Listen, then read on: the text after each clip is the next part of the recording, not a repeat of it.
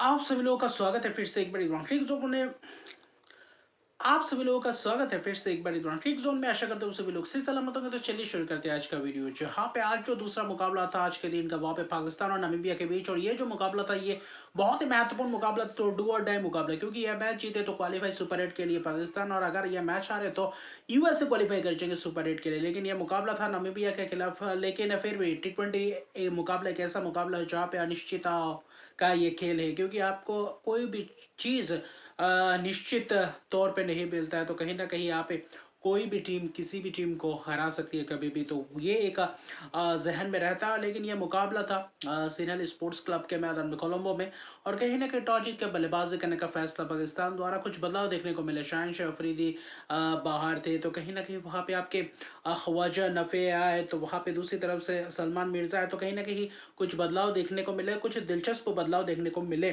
और कहीं ना कहीं वहाँ पे नमीबिया में भी एक दो बदलाव खेमे में देखने को मिले थे। लेकिन जो बल्लेबाजी की शुरुआत थी सईद मयूब और साहिबजादा फरहान, कहीं ना कहीं शुरुआती शट में उतना मिडिल हो नहीं रहा था बल्ले से। वहाँ पे एजेस के चौके चले जा रहे थे, लेकिन वहाँ पे कैचेस का भी मौका था। दो तीन मौके तो पावर प्ले के अंदर भुना ही चुके थे, लेकिन वहाँ पे वो आज तकदीर उनके साथ है, जिसके कारण पावर प्ले में बचे।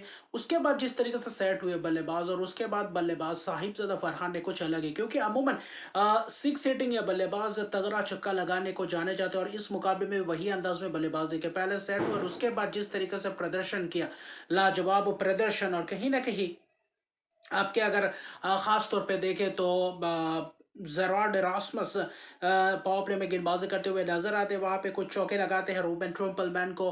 फिर आपके बैसल ब्राजील के कहीं ना कहीं विकेट चटकाते हैं। किसका विकेट? सईद मयूब का विकेट। सईद मयूब कहीं ना कहीं ज़्यादा जल्दबाजी करने को दिख रहे थे, और आखिर में बाहर वाली गेंद विद मिला था, लेकिन वहाँ पे बल्ला फेंका, और जिसके कारण एच लगा। 14 रन बनाकर चलते बने, लेकिन कप्तान कहीं ना कहीं प्रोएक्टिव अंदाज में दिखे, सलमान अली आगा। लेकिन किस तरीके से बल्लेबाजी का मुजाहरा दिखाया, पावर प्ले के बाद एक दो ओवर थोड़ा बहुत शांत रहा था विलियम माइबार्क और कहीं ना कहीं शॉर्ट्स के दौरान, लेकिन विलियम माइबार्क का 9वां ओवर, और 9वें ओवर ने कहीं ना कहीं पाकिस्तान को एक ज़बरदस्त वापसी करवाया। करीबन 8 ओवर तक स्कोर करीबन ज़्यादा स्कोर था नहीं, 55-56 रन के करीब थे, और वहाँ पे कहीं ना कहीं मुश्किलात में थी। एक वक्त ऐसा लग रहा था कि विकेट हाथ में, लेकिन अभी भी रन्स बनाए नहीं, और बैटिंग डेप्थ पूरी तरीके से 9 नंबर तक है, उसको किस तरीके से यूटिलाइज करेंगे। लेकिन वो आता है 9वां ओवर, विलियम माइबार्क वहाँ पे छक्का लगाते हैं आपके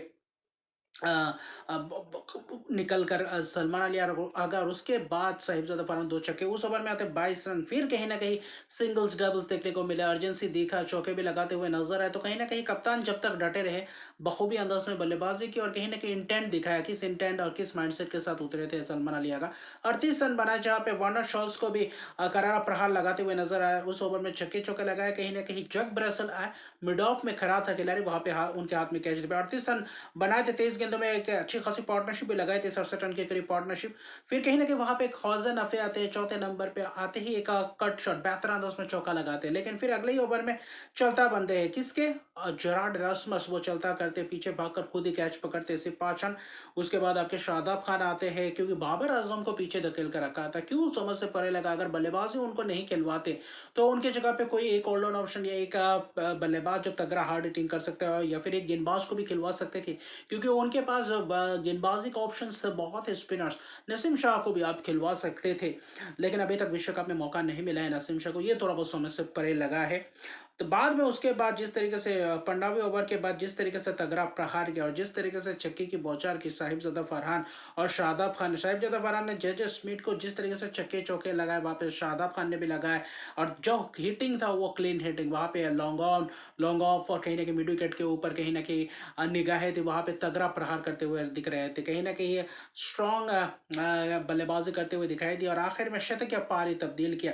ब्रसल के ओवर में 20 रन, जहाँ पे छक्के चौके शादाब खान ने लगाए, फरहान ने भी लगाए, और आखिरी ओवर जो था वहाँ पे शादाब खान, आखिरी ओवर में जो एक था शॉट लगाने वाला, वहाँ पे सिंगल के लिए साहिबजादा फरहान भागे, शतक या पारी तब्दील किया। उसके बाद 2 छक्के लगाए थे शादाब खान ने, और आखिरी गेंद छोड़ दिया वाइड होने के कारण ऐसा लगा कि वाइड होगा, लेकिन हुआ नहीं। लेकिन शतकीय पारी इन 4-5 मैचेस के अंदर अंदर हमें 3 शतकीय पारी देखने को मिले।